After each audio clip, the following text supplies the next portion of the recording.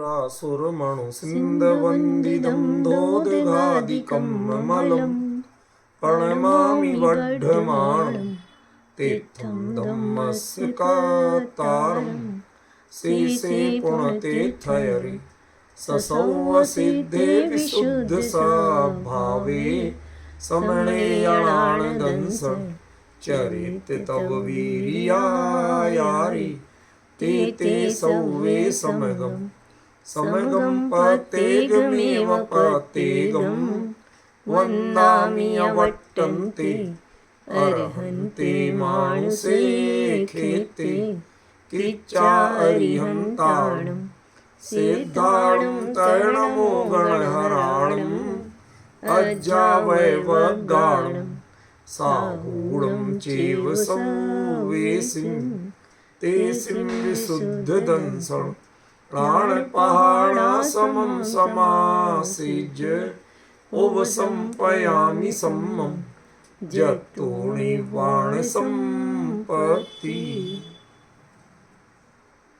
प्रवचन सार प्रमागम ज्ञान तत्व प्रज्ञापन महाधिकार गाथा 52 पृष्ठ 91।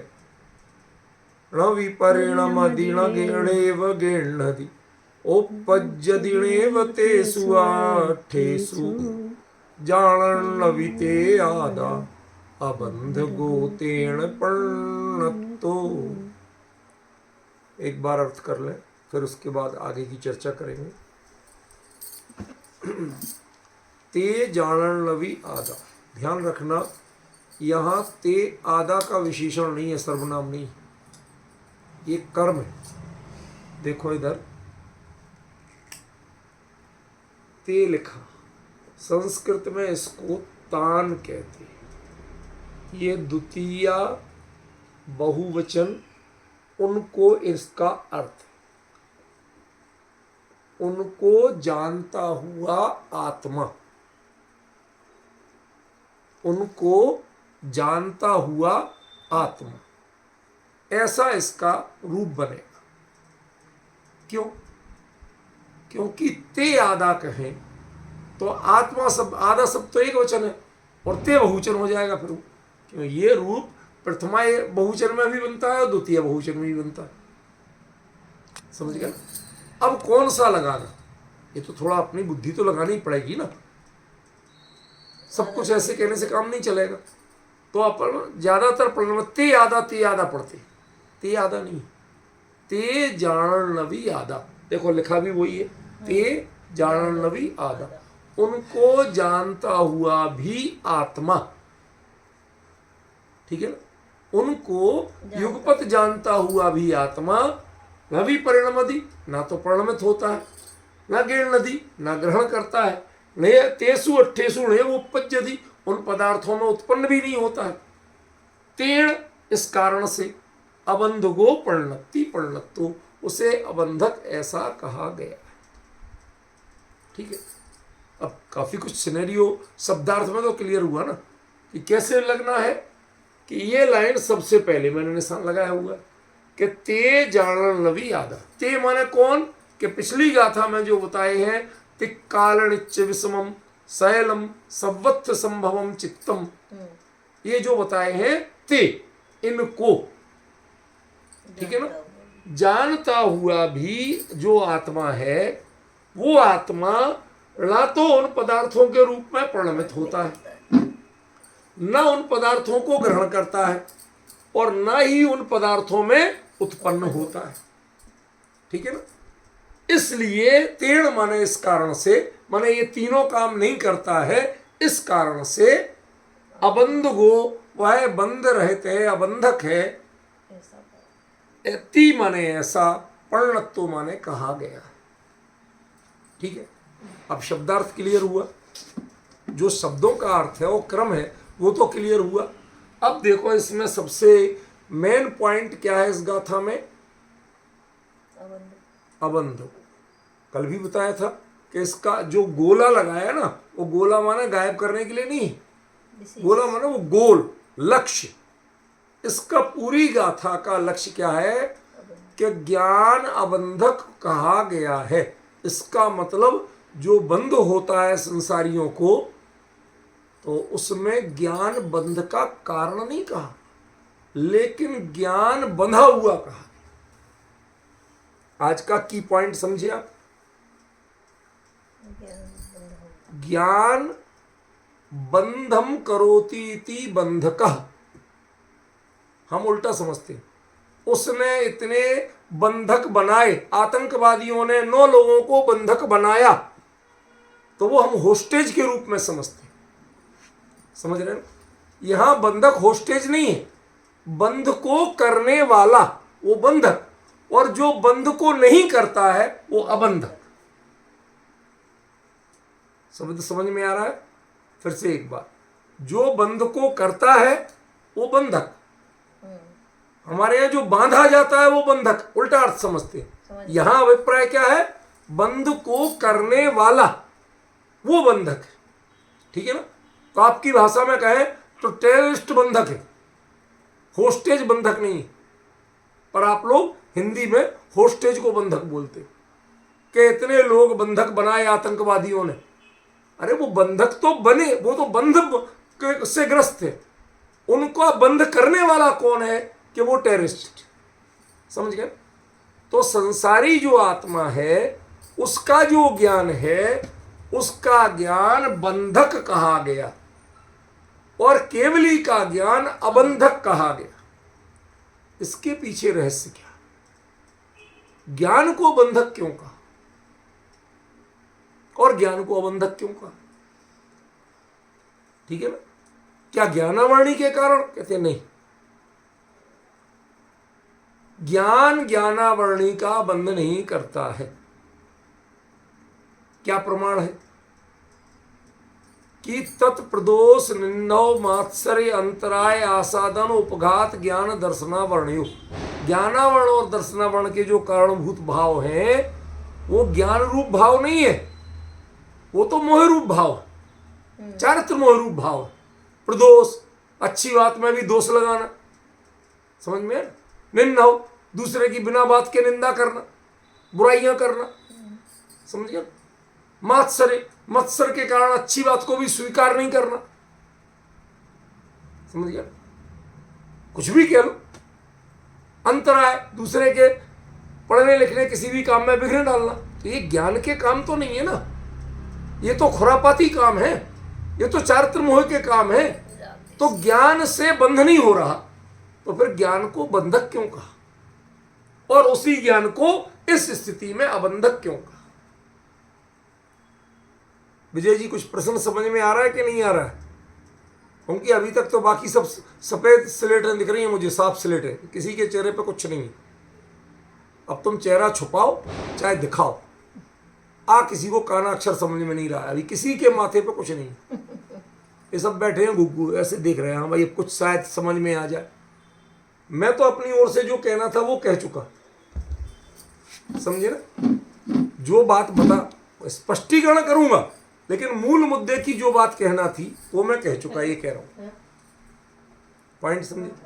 तो मूल बात क्या है कि ज्ञान जब बंध को करते ही नहीं है तो ज्ञान को बंधक माने, बंध करने वाला क्यों कहा? ठीक है ना? और जब बंधक मानोगे तभी तो केवल अवस्था में इन 3 कारणों से 3 काम नहीं करता है तो ज्ञान को अबंधक कह दिया। पॉइंट समझे ना? तो कुंद आचार्य देव ज्ञान को बंध करने वाला क्यों कहेंगे? और अब वो जब इतना सुधर गया तो वो अबंधक हो गया, अब वो बंध को नहीं कर रहा। तो अभी तक आपने बंध के कारणभूत भावों की चर्चा जो सुनी है उसमें सारे दर्शन मोह और चारित्र मोह के भाव हैं, ज्ञान तो उसमें है ही नहीं। आप तो क्या मानते हो? ज्ञान तो परम पवित्र तत्व है। अभी तक यही पढ़ा है कि नहीं पढ़ा है? श्रद्धा सही होती तो ज्ञान सम्यक अपने आप कहलाता है? तो वो जो चारित्र पूरा शुद्ध हो जाए तो ज्ञान परिपूर्ण कहलाता है। तो ज्ञान में जब कोई गड़बड़ी हुई नहीं है तो ज्ञान को बंद करने वाला क्यों कहा? कॉन्सेप्ट देखो, प्रश्न नहीं समझोगे तो उत्तर कुछ भी समझ में नहीं आए। पहले प्रश्न इसीलिए मैं बहुत देर तक उभारता हूं जब प्रश्न क्लियर होगा तब जाके उत्तर समझ में आने का नंबर आएगा। ठीक है ना। जब जिन शासन के अनुसार ज्ञान, उसका बंध से कोई लेना देना नहीं। इवन ज्ञानावरणी का भी जिन भावों से बंध होता है वो भाव ज्ञान रूप नहीं है, वो भाव तो मोह रूप है। ठीक है। तो जब मोह से बंध हो रहा है, ज्ञान से बंध ही नहीं हो रहा, जितने 8 कर्म 148 प्रकृतियों के बंध के जो कारण हैं उनका पूरा चार्ट बना लो, उनकी परिभाषाएं देख लो, वो सारे क्या होंगे? या तो विपरीत श्रद्धानुरूप भाव है या विपरीत चारित्र रूप भाव। ज्ञान रूप कोई भाव है ही नहीं। तो ज्ञान तो बंध का कारण नहीं हुआ ना, ज्ञान तो बंध का कर्ता नहीं हुआ। लेकिन यहां तो कह रहे अब जाके वो अबंधक हुआ, अब जाके। इसका मतलब पहले जो जान रहा था वो ज्ञान ही बंध का कारण। ये तो बिल्कुल अजब बात बता रहे आप। अभी तक अपनी चर्चा में ज्ञान परम पवित्र तत्व है, उसमें कोई दोष नहीं लगता। जैसे सोना कीचड़ में पड़ा हो तो सोने में कोई दोष नहीं लगता, उठाने वाले पे भले ही दोष लग जाए, वो मैला हो जाए, लेकिन सोने की कीमत उतनी की उतनी मिलती है, उसके 1 पैसा कम नहीं होता। क्यों होता है? क्यों? शांति भाई के यहाँ मुंबई में सोने की तस्करी पहले बहुत होती थी, वो फिल्मों में दिखाते थे, मैंने कोई देखी नहीं है, मैं कोई तस्करों के साथ थोड़ी रहा, स्मगलर। ठीक है ना। तो वो तस्करी बहुत करते थे, ऐसे बताते।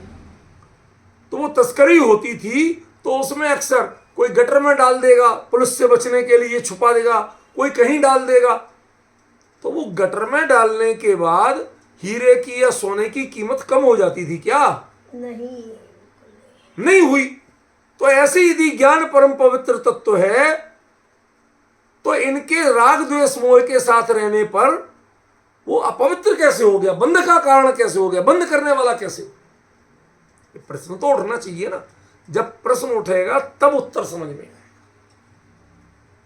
हमने तो सारे जीवन यही पढ़ा कि ज्ञान तो परम पवित्र तत्व है, ज्ञायत भगवान आत्मा, वो कभी विकृत हुए ही नहीं। और यहां साफ साफ कह रहे कि अब जाके वो अबंधक हुआ, माने इसके पहले तो बंद कर रहा था।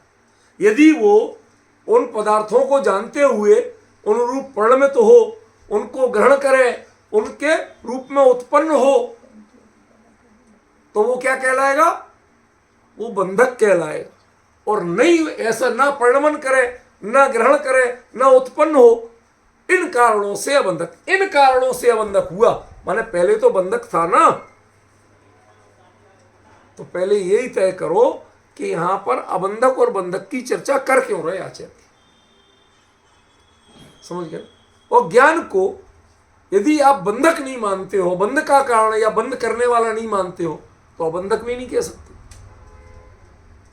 भाई जो जेल गया हो उसी के छूटने का नंबर आएगा, जिस पे आरोप लगा हो उसे निरपराध सिद्ध होने का नंबर आएगा।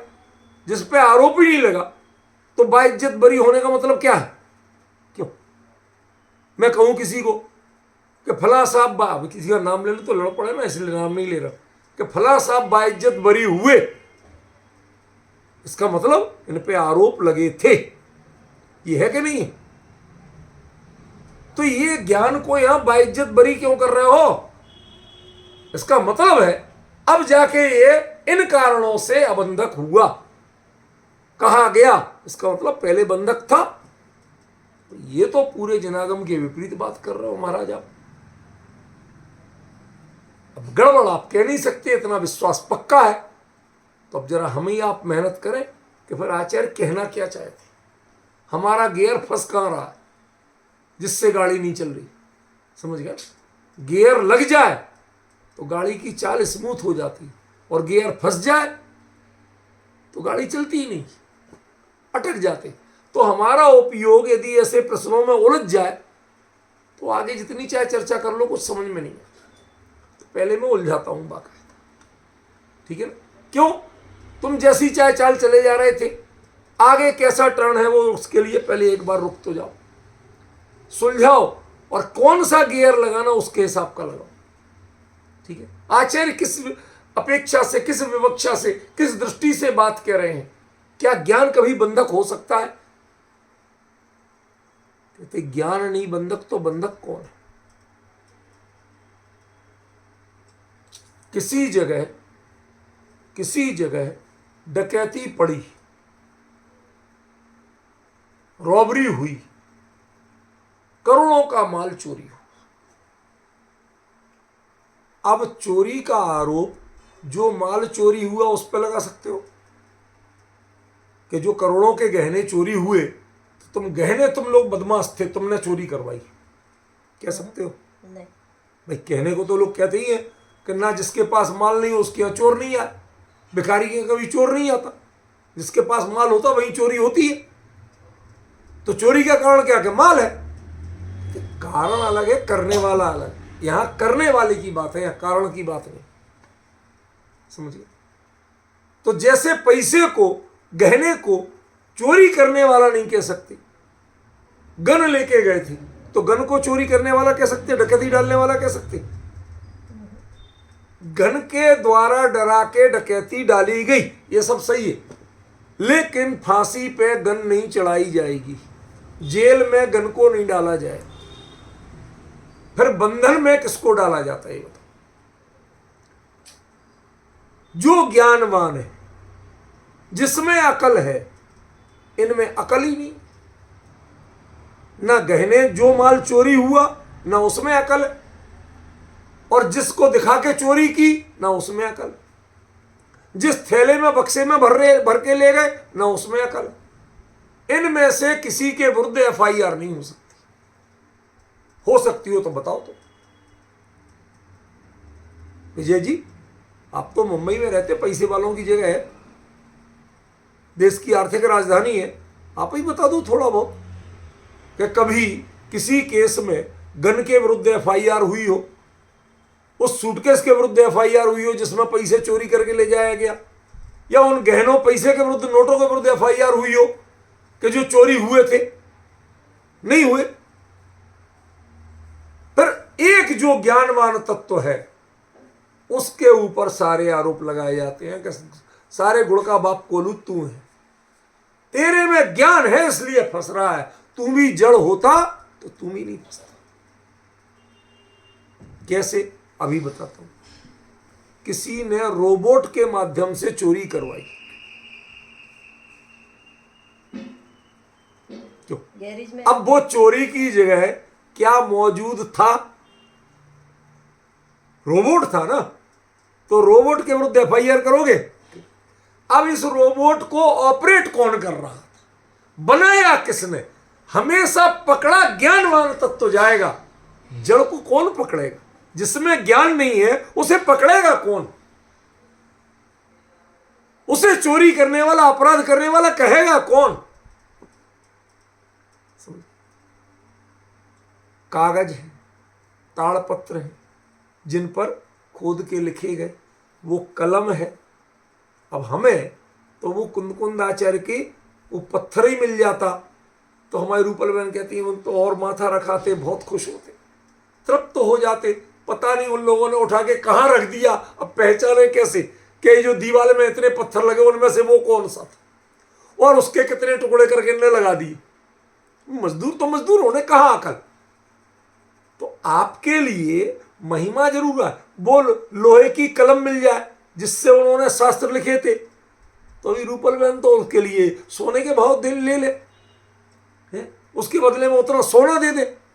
हमें तो कुंद आचार्य की कलम दे दो जिससे उन्होंने समय सार आदि लिखे थे।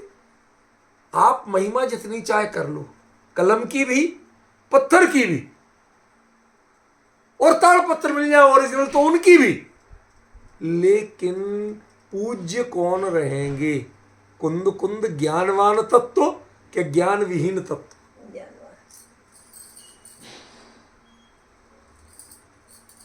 बरोबर। तो किसी भी कार्य में चाहे अबंधक कहो, चाहे बंधक कहो, निरपराधी कहो, चाहे सापराधी कहो, वो कौन है? ज्ञान। क्या ज्ञानवान तत्व बंधक? क्या यदि ज्ञान उसमें से माइनस कर दिया जाए तो रोबोट के भी हाथ पैर होते हैं, वो अकल के काम भी करता, लेकिन उस पर कोई एफआईआर नहीं हो सकती, कोई जज उसे सजा नहीं दे सकता। जो उससे 100 मील दूर बैठ के उसे ऑपरेट कर रहा था उसे तो सजा देगा। क्यों? उसमें ज्ञान है, इसमें ज्ञान नहीं। तो बंध का कारण भी ज्ञान है और बंध से मुक्ति का कारण, मुक्ति का कारक भी ज्ञान है। और कोई बंध का कारण और मुक्ति का कारण नहीं है। यदि ये जीव, हमने मोह को, दर्शन मोह, चारित्र मोह की प्रवृत्तियों पर सारा फोकस रखा, तुमने अपराध किया आज तक। वो कहते हैं कि हम तो हैं सूरदास। सूरदास माने हमें दिखता ही नहीं है कुछ। जो ये दिखाते हैं, ज्ञान जो दिखाता है, उस पे हम खेल खेलते हैं। क्या ज्ञान दिखाता है? जो पदार्थ द्वेष लायक तो हम द्वेष करने लगते हैं, राग लायक राग करने लगते हैं, मोह लायक मोह करने लगते हैं। समझ गया? कहते हैं हम में तो वो सच बताएं तो एक ज्ञान के अलावा बाकी, ज्ञान दर्शन ये साथ ही है, इनके अलावा बाकी गुण भी यदि ये ज्ञान दर्शन माइनस कर दो तो जड़ ही है। क्योंकि उनके पास उनका अपना विजन नहीं। विजय भाई अब याद आ रहा, गुरुदेव कहते थे एक गुण में अनंत गुणों का रूप है, हर गुण में ज्ञान गुण का रूप है। अब समझ में आ रहा कि यदि इसे माइनस कर दोगे तो बाकी गुण की चेतनता भी, इसके चंद्रमा जो चमकता है ना, वो तो ससुरा अंधा है, काला है बिल्कुल। आपको जो गोरा दिखता है ना, वो सूरज की रोशनी दिखती है गोरी उस पर। जितना हिस्सा चमक रहा होता उतना गोरा, जितना नहीं चमक रहा उतना काला। तो वो रोशनी किसकी है? अरे साहब, चंदा की चांदनी कितनी शीतल होती है सूरज की धूप में। अरे वो रिफ्लेक्शन है, लेकिन है उसका। चंद्रमा में आज तक कोई रोशनी नहीं हुई। या जैन धर्म के हिसाब से नहीं कह रहा हूं, आपकी मॉडर्न साइंस के हिसाब से कह रहा हूं, ठीक है? जैन धर्म के हिसाब से तो होती है। नहीं तो अभी यार शांति भाई हमारे कहने लगे आपने ऐसे कैसे कहा, देखो अभी यार फोटो खींच के भेज देंगे मुझे कि देखो हमारे यहाँ इन शास्त्रों में कहा है कि ज्योतिष देव है, ज्योतिष माने ज्योतिमान है, चमकदार है, और आप कह रहे हैं इनमें चमक नहीं होती। इसलिए मैंने थोड़ा सुधार लिया कि आज की विज्ञान के हिसाब की भाषा बोल रहा हूँ। अब भाई जो बात हमें अपनी बात समझाना, उसको समझाने के लिए जो दृष्टांत काम आएगा वो ले लेंगे, जितना काम आएगा उतना ले लेंगे। दृष्टांत हमारा लक्ष्य थोड़ी, हमारा लक्ष्य तो सिद्धांत है। क्या? तो चंद्रमा की चांदनी जितनी चाहे कही जाए, लेकिन उसमें अपनी चमक नहीं है। समझ गए? आपके कई चीजें होती हैं, लोग बाग रात को शादी करना चाहते हैं। क्यों? कि गहने कपड़े तभी चमकते हैं। तो गहने कपड़े चमकते हैं कि लाइट चमकती है? जो उनमें रिफ्लेक्ट होती है आपके गहनों से, जो आपकी आंखें चुंधियाती हैं, वो क्या है? गहनों में लाइट नहीं है, लाइट में लाइट है। वो लाइट का रिफ्लेक्शन है। गहनों में तो खाली कटिंग है। जो नग है ना, उनमें उतने फलक बने हुए हैं, वो फलक रिफ्लेक्ट करते हैं लाइट को। समझिए? तो ये लाइट कहां की है? कीमती कौन है? लाइट है। ऐसे ही सब गुणों में सबसे कीमती कौन है? ज्ञान नाम का। अब समझ में आ रहा है? जब जो मुखिया होगा सोई बंधक होगा और सोई अबंधक होगा। शास्त्री जी, लाल बहादुर शास्त्री जी के समय में जब वो रेल मंत्री थे, एक रेल एक्सीडेंट हुआ, वो बेचारे कहीं बैठे, रेल एक्सीडेंट कहीं हुआ, लेकिन उन्हें त्याग पत्र देना पड़ा। भाई साहब, इसमें महकमे का, इस विभाग का जिम्मेवार सबसे बड़ा अधिकारी, सबसे बड़ा मतलब समर्थ व्यक्ति तो मैं ही हूं। यदि गलती हुई है कहीं भी, किसी से हुई हो, पकड़ा तो मैं ही जाऊंगा। मैं संसद में जिम्मेवारी लेता हूं, इस्तीफा देता हूं। तो ये बंधक बंधकपना किस पे आएगा? ये ज्ञान पे ही आएगा। ज्ञान माइनस कर दो तो चेतन में कुछ बचा नहीं, चेतना लाए। इसलिए ज्ञान स्वयं बंध रूप तत्व नहीं है, ज्ञान बंध को करने वाला तत्व भी नहीं है। लेकिन ज्ञान के बिना ये सब कभी आरोप भी नहीं लगा सकते जिसमें ज्ञान नहीं। ख्याल में, और वो जानने की ही प्रोसेस का अंतर है। एक जानने की प्रोसेस के आप क्या अंतर कर सकते हो? सच बताओ, अंतर कर सकते हो आप? तवे पर रोटी जल रही हो और आपके ज्ञान में आ जाए और पलटे बिना रह जाओ, ऐसा होता है? नहीं।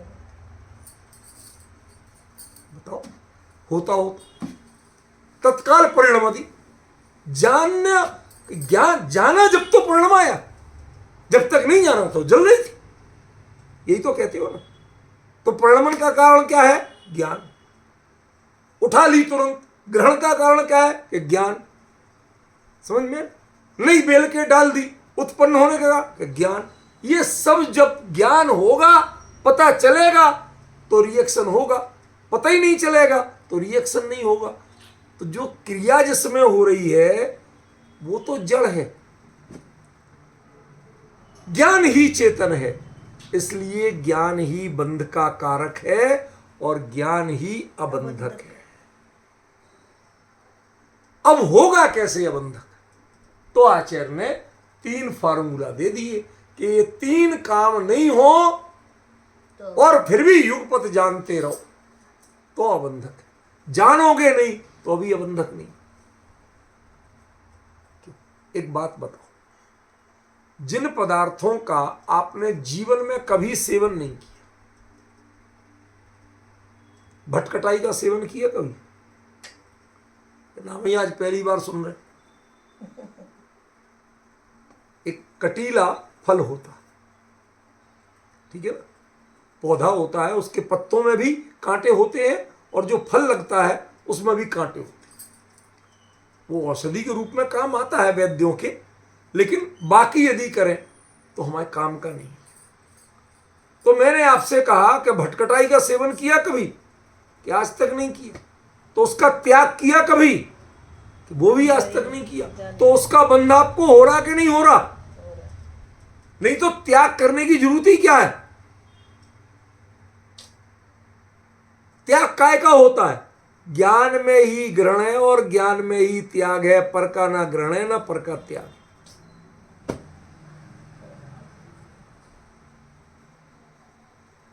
तम्हाणाणम पच्चक्षाणम, समय सार जी में आचार्य कुंद कुंद लिखते हैं। इसलिए ज्ञान ही प्रत्याख्यान है, ज्ञान ही त्याग है। यदि ज्ञान ही त्याग है तो ग्रहण क्या है? मतलब ग्रहण तो असली में होता है और त्याग ज्ञान में होता है। कहते हैं सोनगढ़ियों का इस सिद्धांत में बहुत पसंद आया। परिग्रह जोड़ो असली में और त्याग करो ज्ञान में। क्या मेरा है ही नहीं, तिजोरी में भरे रहो और ज्ञान में कह दो मेरा तो है ही नहीं। इसीलिए तो सोनगढ़ी बदनाम है। अरे वो आचार्यों ने, कुंद कुंद ने कभी ऐसा नहीं कहा, लेकिन आप थोड़ा सा चेंज करके दृष्टांत को बोल देते हो तो ऐसा भिन्न अर्थ लोग लगा लेते, भ्रामक अर्थ लगा लेते। अरे जब त्याग ज्ञान रूप है तो ग्रहण भी तो ज्ञानी रूप होगा। ग्रहण वास्तविक के पर वस्तु का ग्रहण तुम कर कैसे सकते? जो ग्रहण का भाव है वो भी ज्ञान रूप है, ज्ञानात्मक ही है, और त्याग भी ज्ञानात्मक ही। समझे? अबंधक भी ज्ञानात्मक है यदि, तो बंधक कौन होगा? और कोई होगा? अब डिफरेंस समझ में आ रहा है कि नहीं यार? देखो रूपल बहन, एक चीज ध्यान रखना, एक विषय जो एक बात आचार्य देव ने जो कही उसको हमें पूरी ईमानदारी से पूरा क्लियर करके समझना। हम यूं उसले अबंधक का बंधक ये छोड़ देते ये शब्द ना, तो ये पूरा रहस्य छूट जाता। हम लोग कहते भाई साहब हम तो ज्ञाता हैं। तुम ज्ञाता कैसे हो? रह सकते हो ज्ञाता? चैलेंज देता हूं मैं, बिना परिणाम तुम्हारा ज्ञान जान नहीं सकता। समझ में आया? कभी विजय भाई ऐसा मत कहना कि ऐसी भावना कर रहे, कभी सेविंग करते हुए कट जाओ। भूल चूक से हो ही जाता थोड़ा बहुत, कभी कभी साल 6 महीने में हमें भी लग जाता कट, तो कट जाओ तो उसको जान के रह जाना। उस पर डिटॉल या कुछ लगाने की, धोने की, पोंछने की, बैंडेड की कोशिश मत करना। बहने तो जो बह रहा है, क्या कर रहे हैं सब जान रहे, पता क्या कहलाओगे? खप्ती कहलाओगे, खप्ती। दुनिया की नजर में अकेले ज्ञाता को खप्ती कहते हैं। सच्ची बताऊं, दृष्टांत आपको दिया था पहले कि 3 बड़े अपने शास्त्रों के विशेषज्ञ मिले, जंगल में अलग अलग जगह से जा रहे थे। एक संगीताचार्य, एक न्यायाचार्य, एक व्याकरणाचार्य, 3 मिले, आपस में मिले। तीनों तिलकधारी ब्राह्मण थे। उन्होंने कहा चलो भाई अच्छा है, 3 ब्राह्मण मिल गए, एक दूसरे का टाइम पास होगा, संग साथ में इनका तो हाथ का दिया खा पी भी सकते हैं। तो वो साथ चल दी। उन्होंने कहा भाई पंडित जी अब बहुत रात चल रही है, सुबह हो गई, अब जरा पूजा पाठ कर लेते, नदी किनारे नहा लेते, अब कुछ भोजन भजन की भी जुगाड़ हो जाए। तो संगीताचार्य बोले, थोड़े वो स्थूल थे क्योंकि बैठे बैठे गाते थे। तो उन्होंने कहा भाई तुम लोग जाओ, मेहनत के काम तुम करो, हम तो यहाँ दाल पकाते। तो उन्होंने बटलोई ली, देगची बोलते, तो वहाँ 2 कोई पत्थर रखे, नीचे सूखी लकड़ियाँ जलाई किसी तरह, और उस पर दाल रख दी, पकने झोले में थी।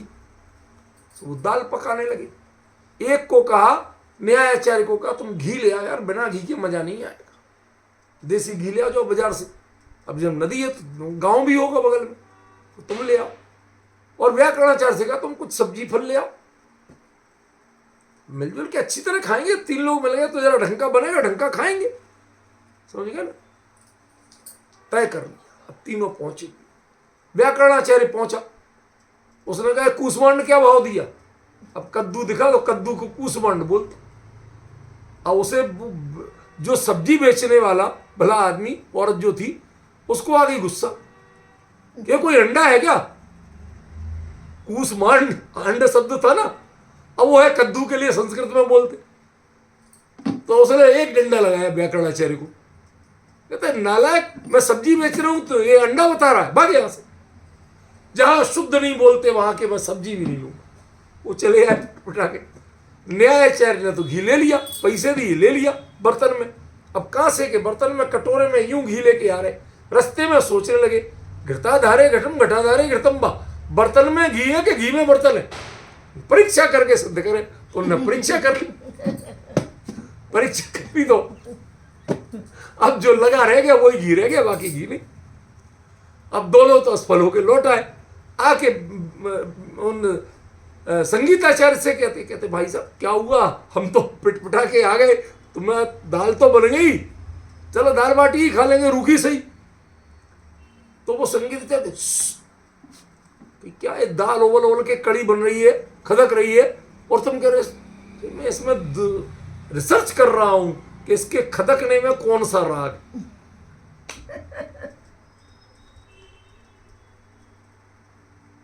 बात क्या थी?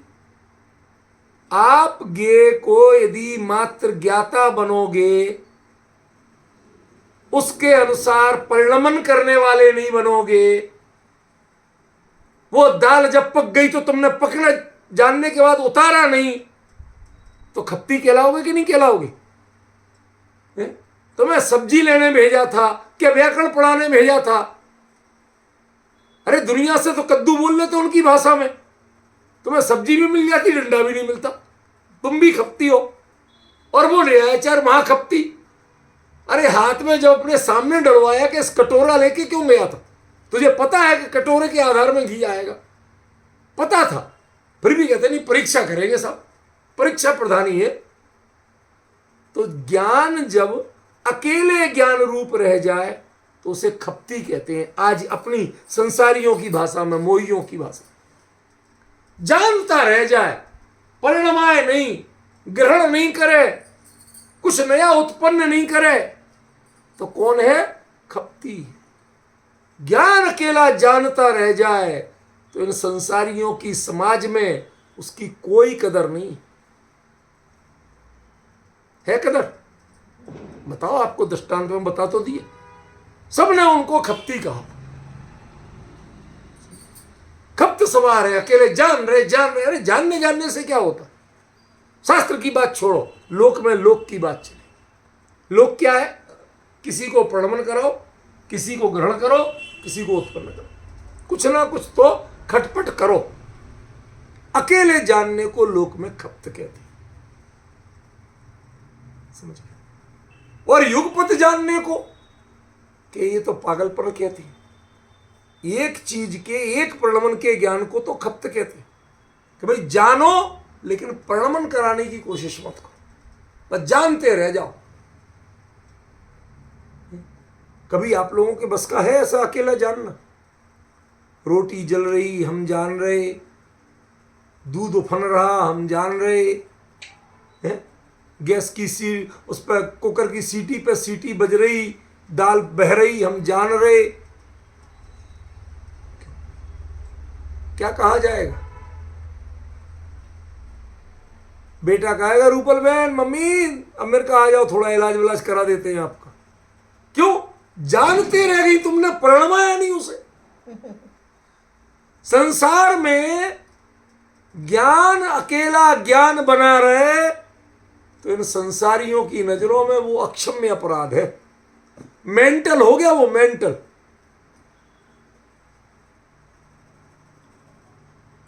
देखो, और जब उसने, ज्ञानी कहते हैं कि यदि वो ऐसा हो जाए तो वो अबंधक है, अब इसको कोई बंध में नहीं डाल सकता। दुनिया की भाषा में जो मेंटल हो उस पर कोई अपराध की धारा लगती है? क्यों विजय जी? नहीं लगती ना।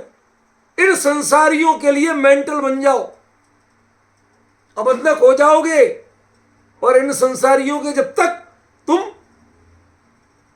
बुद्धिशाली रहोगे, बुद्धिमान रहोगे, अरे साहब तुरंत हमने ये करके दिया, तुरंत हमने ऐसा किया, जब तक ये प्रणमन और ग्रहण और उत्पाद इनके चक्कर में पड़े रहोगे तो ज्ञानियों की नजर में मेंटल रहोगे। बड़ी दुविधा है। किसी तरह रह लो, प्रणमन कराओ तो ज्ञानियों की नजर में मेंटल, और प्रणमन नहीं कराओ तो संसारियों की नजर में मेंटल। अब दुनिया मेंटल तो कहेगी, अब किसकी नजर में मेंटल बनना है तय करना। क्या?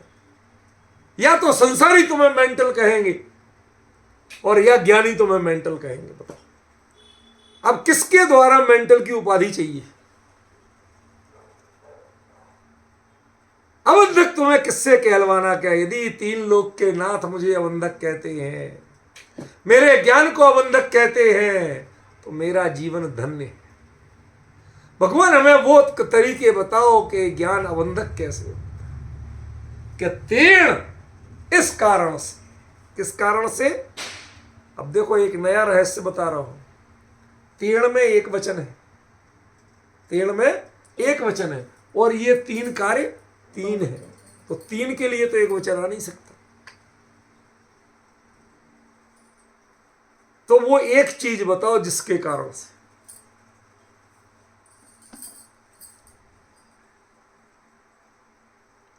कि ज्ञान ज्ञान रूप न रहकर, ज्ञाता मात्र न रहकर अन्य किसी से भी प्रभावित होता है। चाहे वो अकेले प्रणमन करे तो भी तेड़, चाहे ग्रहण करे तो भी तेड़, चाहे उपपज्जति करे तो भी तेड़, और तीनों करे तो भी वो अज्ञान रूप प्रणति है, इसलिए तेड़। जिसने ज्ञायकपना छोड़ा, अब ज्ञायकपना छोड़ के क्या किया ये हमारा मुद्दा नहीं, वो गलत है, ये हमारा निर्णय है। 2 दूनी पौने 4, 2 दूनी 4.25, 2 दूनी 4.5, क्यों 3.5? कहते जो उत्तर है वो नहीं है, उसके बाद जितने भी हैं सब गलत है। वो गलत एक वचन रहेगा, समझ गया? ऐसे ही ये जो कारणपना है वो एक है, वो कारणपना है ज्ञान का ज्ञान रूप ना रहना, ये कारणपना। ये प्रणमन करने की भावना करना ये ज्ञान का स्वरूप नहीं। ग्रहण करने की भावना करना ये ज्ञान का स्वरूप नहीं, उत्पन्न होने की भावना करना ये भी ज्ञान का स्वरूप है। इसलिए ये तीन बने रहे, तब भी आचार्य कहते तीन नहीं है हमारे लिए, तो ये तीनों ही मेंटल पना है। समझ गए? एक कहा तीन इस कारण से, किस कारण से कि ज्ञान ने अपना जानन स्वभाव छोड़ा। वो जुगमम एक साथ सबको जानना था, बिना प्रभावित हुए जानना था। तुमने वो छोड़ा। अब तुमने अपराध कौन सा किया? परिणमन का किया, क्या ग्रहण का किया, क्या उत्पत्ति का? कोई भी किया हो, जो कुछ भी किया तेण,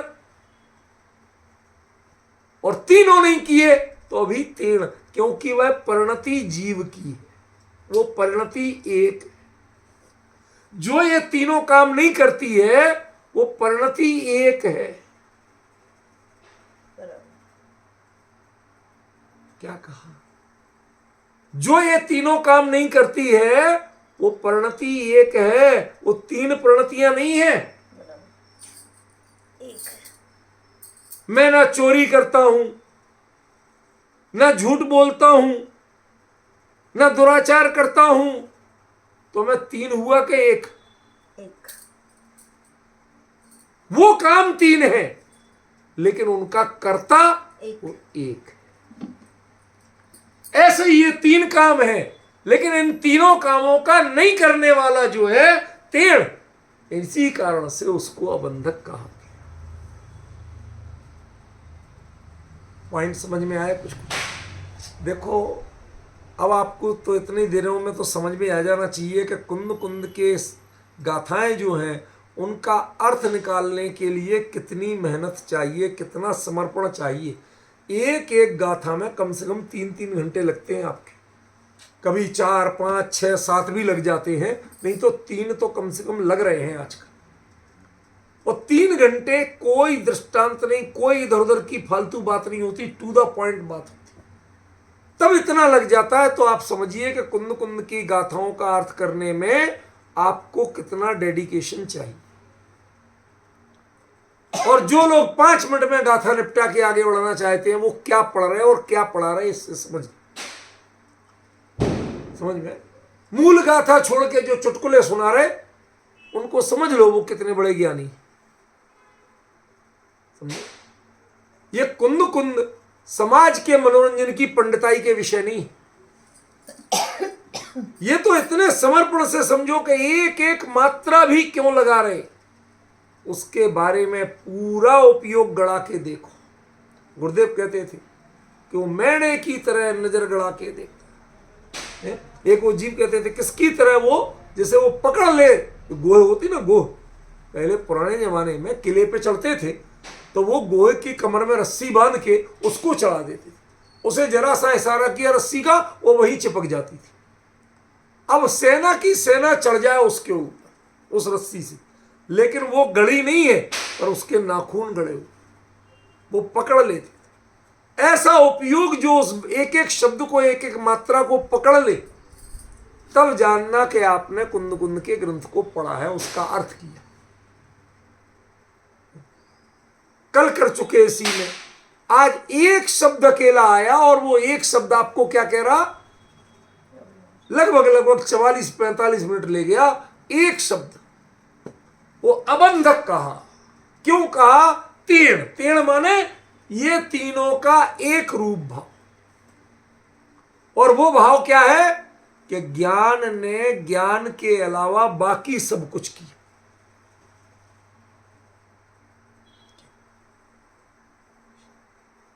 विजय भाई, गाड़ी वाड़ी है घर में? नहीं, व्यवहार से पूछ रहा हूं, निश्चय से नहीं पूछ। गाड़ी वाड़ी है? चलो अच्छा, एक बात बताओ, उस गाड़ी में हॉर्न छोड़ के सब कुछ बजे तो क्या कहोगे? कहते साहब ऐसी गाड़ी हमें नहीं चाहिए, हॉर्न छोड़ के सब कुछ बजे, जो बजना चाहिए वो तो बजे नहीं, और जो नहीं बजना चाहिए वो सब कुछ बजे। हमारी परिणति जीवों की ऐसी ही है। ज्ञान को जो जानना चाहिए वो तो किया नहीं, वो तो वो भूल जाता है। बाकी परिणमाना, ग्रहण करना, उत्पन्न, ये सब याद है। इन आंखों का काम तवे पे रोटी देखना है, देखते नहीं रह सके। अभी सिकी नहीं सिकी, वो देखने में कब पलटूं, कितनी देर में पलटूं, आप ही को नहीं आता, मुझे भी आता। समझे? इसलिए दृष्टांत जरा प्रॉपर दे पा रहा हूं। खुद नहीं बनाई होती रोटी तो नहीं दे सकता था, सालों बनाई अपने हाथ से, इसलिए पता। समझिए? आपके ठेठ गुजराती फुलके भी बनाना जानता हूं और आपसे अच्छे बना लूंगा। तो जो कब पलटना, वो उसमें कितनी वो छाले जैसे पड़ते हैं, हल्का हल्का फूल, वो सब आप पलट के नीचे नहीं देख रहे कि क्या हुआ, लेकिन ऊपर का कलर देख के पता चलता है कि नीचे की सिक गई है और अब पलटना, अब गैस पे डालना है, अब फूलेगी और अभी कम कसर है तो नहीं फूले। ये सारा आपका ज्ञान सारा परिणमन में लगा हुआ है कि ज्ञान रूप है। ऐसी गाड़ी है जिसका हॉर्न छोड़ के सब कुछ बजता। अब आ गया समझ में विजय भाई? क्यों कहा था? आपकी गाड़ी को नहीं कहा था। हमारा ज्ञान ऐसी गाड़ी है जिसका हॉर्न छोड़ के सब कुछ बजता। ज्ञान को जानने के अलावा बाकी सब काम करता है, कभी परिणमन करता है, कभी ग्रहण करता है, कभी। और ये जब करता है तो वो बंधक है, और ये नहीं करता है तो अबंधक होता है। हॉर्न के अलावा कुछ नहीं बजना चाहिए, तब गाड़ी परफेक्ट है। और कुछ बजेगा, कहीं भी आवाज आएगी तो जानकार ऐसे आवाज सुनते हैं, काय की है, हाँ जरा और रेस देना, फला चीज, ये कार्बोरेटर की, ये फला की है, वो सब आवाज पहचानते हैं। समझ गया? ऐसे ही ज्ञानी जीव आपकी परिणति की हर आवाज को पहचानते हैं कि आप परिणमन कराना चाहते हो, आप ग्रहण करना चाहते हो, जान नहीं रहे हो। तुम्हारे जानने में यदि करुणा भी है तो वो करुणा भी कहीं ना कहीं परिणमन कराने की है, कहीं उत्पन्न कराने की। क्यों उपदेश दोगे, क्यों ग्रंथ लिखोगे? समोसरण में कुंदाचार्य ने देखा, जो सामने मोक्ष गए थे, उन्होंने एक भी ग्रंथ नहीं लिखा था। ये लिखा था आप 84 पहाड़ों लिखते रहे, परम करुणा करके लिखे, लेकिन ये करुणा ये ज्ञान का अंग नहीं है, वहां जाके जानो। यहां वो करुणा एक जीव को जानते ही उसे बचा के चलो, उस पर प्राण पीड़न नहीं हो जाए इसकी सावधानी रखो, पानी कैसे छानना और सब काम, हर चीज की सावधानी रखो। ये जो करुणा है ना, ये करुणा आपके ज्ञान को ज्ञान नहीं रहने देती। ज्ञान जानने के अलावा बाकी सब काम कर रहा। दृष्टांत में बात कड़वी लगेगी। गुरुदेव अक्सर कहते थे, उनके शब्द बड़े मतलब आज भी ऐसा याद आ जाए ना तो ऐसा लगता है जैसे कानों में गूंज रहे और हृदय को मथ रहे हैं। आखिरी बात छे भाई, बोलते थे कठिन बात को, आखिरी बात छे भाई। विजय जी, शांति भाई, आपने तो कई बार सुना होगा ना, कोई बात आसानी से समझ में नहीं आया, लोगों को नहीं पचे, तो कहते थे आखिरी बात छे भाई। जैसे आप कहते ना, जरा आखिरी रोटी लाना, कड़क रोटी लाओ। समझ गया ना? कई लोगों को मुलायम पसंद नहीं आती, कड़क पसंद आती। ऐसे ही लोगों को कहते थे बात तो कठोर लग रही है आपको, लेकिन मैं बड़े करुणा से कह रहा हूं। क्या करुणा है कि ये करुणा करना ये ज्ञान का स्वरूप नहीं है। करुणा करने वाला ज्ञान अबंधक नहीं हो सकता। छाती पे हाथ रख के सोचो जरा, क्या कह रहे हैं? क्या सारा जैन दर्शन अहिंसा परमो धर्मा पर टंगा हुआ है। अरे पढ़ो पुरुषार्थ द्यूपाय, अमृतचंद्र आचार्य लिखते हैं कि यदि हिंसा है तो सब पाप है, सब पाप हिंसा रूप है। यदि हिंसा माइनस कर दो तो कोई पाप पाप नहीं है। हाँ, आपको बताया था, चिड़िया के गर्दन पे अंगूठा रख के बहेलिया आया, बताओ महाराज जी जिंदा है कि मरी हुई है? तो उन्होंने कहा मरी हुई है, तो छोड़ दिया जिंदा है। हाँ, आप तो बड़े सत्यवादी बनते थे, कहते अहिंसा ही सबसे बड़ा सत्य है। तुझे मरी हुई कहे थे और तुझे क्या वो जिंदा कहे थे, तुझे क्या करना, जरा सा गर्दन दबाना थी, वो तो 6 महीने बोल सकती थी। उसके प्राण बचे, अहिंसा हुई तो सत्य भी पल गया। ये आपकी परिभाषा, समझ गए? लेकिन कुंद कुंद यहां कहते हैं कि वह ज्ञान अबंधक नहीं, वो जीव दया करने वाला, करुणा करने वाला, वो ज्ञान अबंधक नहीं है। क्यों? क्योंकि वह स्वरूप से प्रमाद किए बिना ऐसा ज्ञान उत्पन्न नहीं होता, स्वरूप से बाहर प्रणति जाए बिना ऐसा ज्ञान उत्पन्न नहीं होता। तभी तो जैन दर्शन में अहिंसा की परिभाषा प्रमाद से बनाई। स्वरूप का विस्मरण जिसने किया वो हिंसक है, और स्वरूप का स्मरण जिनका बसा हुआ है, स्वरूप को कभी भूले ही नहीं, वो अहिंसक है। अब जो अहिंसा की आपने परिभाषा बनाते हो, मैं जीव की दया करूं, मैं जीव की रक्षा करूं, उनको पीड़ा नहीं होने दूं, ऐसे प्रवर्तन करूं, ये सब बातें इनमें आती हैं, पर्णमदि, गेणनदी और उपपज्जदि में। और इन तीनों का परिणाम क्या है कि गारंटी से ज्ञान बंध, जो कभी बंधन रूप हुआ नहीं वो भी बंधक कहलाता है, क्योंकि ज्ञान है ना, बाकी तो जड़ है, बाकी तो बेवकूफ है, उनमें ज्ञान ही नहीं है, इसलिए उन पर कभी आरोप नहीं लगता, उन पर कभी उंगली नहीं उठती। उंगली उठेगी तो ज्ञान पे उठेगी, सुधरना पड़ेगा तो ज्ञान को सुधरना पड़ेगा कि आप ज्ञान ज्ञान का काम करो, बाकी काम मत करो। समझ में? सर्जरी करते समय बगल में वो खड़े होते हैं नर्सें वगैरह, कंपाउंडर, तेरा काम जब हमें कौन सी कैंची देना वो दो। अरे साहब वो ऐसा सब इधर से काट लो थोड़ा। डॉक्टर तू है कि मैं? तेरा जो काम है उतना कर, उतना जान, उससे आगे सर्जरी कैसी हो रही है ये जब तू सर्जन बनने की कोशिश मत कर। सर्जन का काम सर्जन को करने दे, कंपाउंडर कंपाउंडर का काम कर। डिफरेंस समझ रहे हो? सब ज्ञान तो जानता तो जानता रहे, उसमें दखलंदाजी मत कर। समझिए, ये ज्ञान अबंधक कब है? वो बीच में हाथ लगा, अरे सब ज्यादा कट रहा था। अरे ज्यादा या कम कटना ये तू कौन होता है निर्णय करने वाला? तू सर्जन है, एमबीबीएस किया तूने।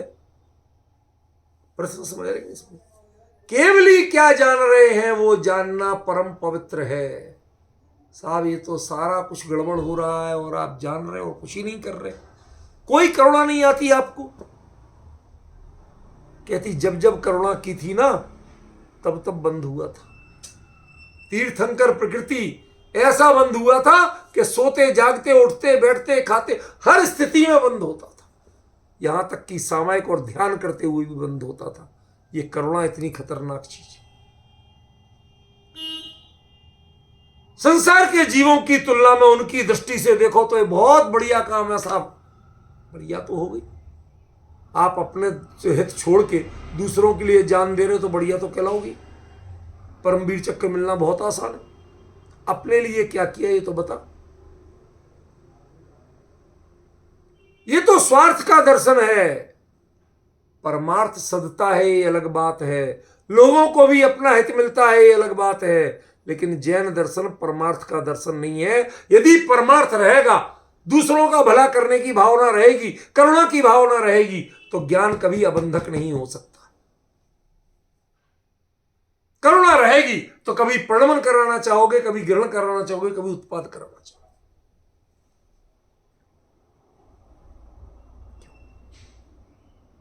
कल्पना करो जरा, विजय भाई ध्यान से सुनो, कल्पना करो, एक लड़की अभी शादी होके आई थी, घर में घुसी थी, माँ बाप के यहां भी उसको बचपन से ताने ही ताने मिले थे, सौतेली माँ थी, बड़ा बुरा व्यवहार करती थी। उसने सोचा चलो भाई अब पति के घर में जाएंगे, पति का प्यार पाएंगे, जिंदगी में अपनापन तो मिलेगा। यहां तो ताने ही ताने मिले, सूखी रोटी मिली हमेशा, मां मारती भी थी झाड़ू से, बड़ी दुखी होके आई थी। यहां आई, संयोग की बात, सांप ने काटा और पति मर गया पहले ही दिन। अब सास भी वही सौतेली मां बन रही, वो भी झाड़ू लेके डंडा लेके आ रही, गरम चिमटा लेके आ रही, कह रही ऐसी कलमुही आई कि आते ही मेरे बेटे को खा गई। आप सुनना जरा, मैं कुछ और बताना चाहता हूं। ऐसे में कोई करुणावान व्यक्ति पहुंचे, वो पूरी बात जाने। इस बिचारी ने जीवन में कभी सुख नहीं देखा, किसी ने ऐसे प्यार से बोला तक नहीं, इसके अपराध नहीं रहे फिर भी सारे जीवन पिटी है। अभी भी इसने नहीं काटा, काटा सांप ने, लेकिन मार इस पे पड़ रही है, गालियां इस पे पड़ रही हैं। मेरे पास भी कोई ताकत हो तो मैं तो इसके पति को जीवित कर दूं। शब्द सुनना ध्यान से, क्या कह रहा हूं, क्या मेरे पास यदि कोई सामर्थ्य आ जाए तो मैं इसके पति को अभी जीवित कर दूं। बहुत करुणा है बिचारी पे। ये करुणा बंध के अलावा कुछ भी नहीं कर रही। जिन शासन में अपने स्वरूप का और अपने कार्य का विस्मरण और पर के प्रति अनुरक्ति, ये सबसे बड़ा अपराध है। ज्ञान को प्योर ज्ञान रहने दो, उससे प्रणवन मत कराओ, उससे ग्रहण मत कराओ, उससे उत्पत्ति मत करो। पर से प्रभावित होने की आदत उसकी बंद कर दो। ज्ञान का काम जानना है, बिल्कुल क्लियर जानो, जितना तुम नहीं जान सकते उतना जानो। क्या लोग बहुत कहते हैं केवली का ज्ञान, असल में तो निज को ही जानते हैं, व्यापार को तो व्यवहार से जानते हैं। किसने कह दिया? समय सार कह सकता है, वो प्रयोजन का ग्रंथ है, वस्तु स्थिति का ग्रंथ है। यहां तो कहते हैं 100% युगपथ क्लियर जानते। तो फिर पूजे क्यों? हम जाने तो थे, मैंने कहा किस्सा तो अपराधी, और भगवान जाने तो कहते वो तो ऐसी बहुत सारी चीजें युगपथ जानते हैं, लेकिन जानने के बाद उनका चित्त ना परिणमित होता है, ना ग्रहण करता है, ना उत्पन्न। ये तीन काम नहीं करता है, इसलिए वो अबंधक है। और तुम इन तीन को किए बिना नहीं रहते हो, इसलिए तुम्हारा ज्ञान बंधक है। अब मर्म समझ में आ रहा है ये गाथा क्या कहना चाहती है? एक अकेला शब्द, मैंने कहा था ना, ये इस पूरी गाथा का जिस्ट है, गोल है। यदि इस पे फोकस नहीं करोगे तो ये सारा मर्म समझ में। केवली परमात्मा का ज्ञान अबंधक हो गया। कितना पवित्र उनका स्वरूप हुआ कि सब कुछ जानते हुए भी अबंधक है। किसी कर्म प्रकृति, स्मार्ट से स्मार्ट कर्म प्रकृति में ताकत नहीं है कि उनकी ओर झांक के भी देख जाए। क्यों? क्योंकि उनके ज्ञान ने पर में इंटरेस्ट लेना बंद कर दिया। समझ में आया कुछ? ये ज्ञान का अबंधक रूप पूज्य है। ये असल में जिन शासन है, वो करुणा, अहिंसा, दया, ममता, माध्यस्थ, वो जिन शासन नहीं। असल जिन शासन तो ये अपनाना ऐसे पड़ेगा तब भगवान बनोगे। उसको करते करते भगवान नहीं बनोगे, जीव दया करते करते भगवान नहीं बनोगे। बड़ा अद्भुत विषय है रूपल बहन, बहुत अद्भुत विषय। आज तक जिन शासन को पढ़ते हुए जो चीज नहीं जान पाए, वो प्रवचन सार से जानने को मिल रही है। इसमें थोड़ी बात और है, वो चर्चा कल चलेगी। आज का समय हो गया, कल ये गाथा पूरी हो जाएगी, फिर नया अधिकार शुरू करें।